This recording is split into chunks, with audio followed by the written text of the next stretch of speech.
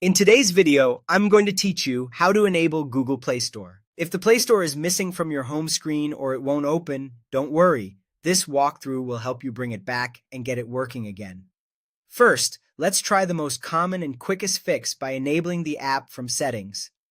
Open the Settings app on your Android phone. Look for the section called Apps. On some phones, it may be labeled Apps and Notifications or something similar. Open it, then scroll through the list and find Google Play Store.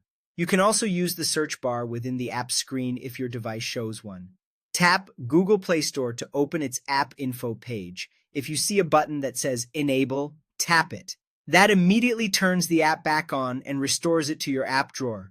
If the button says Disable instead, that means the Play Store is already enabled, so you can back out and look for it in your app list or home screen. If the Play Store is present but won't open or keeps crashing, clear its cache and restart your phone. Go back to Settings, open Apps, and select Google Play Store again. Tap Storage and Cache. Now tap Clear Cache. This removes temporary files that can cause hiccups without touching your account or app data. When that's done, restart your phone. A full restart gives Android a clean slate and often resolves lingering glitches. After your phone powers back on, open the Play Store again and see if it loads normally. If you still can't find the Play Store, there are a few possibilities to keep in mind. It may be disabled by parental controls or restricted by a device administrator profile, which can hide or turn off certain apps. If your device is managed by a school, workplace, or a family control tool, check with the administrator or the person who set up those restrictions.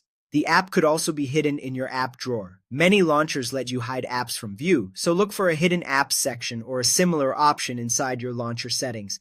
Finally, on a small number of devices with a modified version of Android, the Play Store might not be included by default. If your phone was heavily customized by the manufacturer or purchased in a region without Google services, contact the device maker or your retailer for guidance. That's it.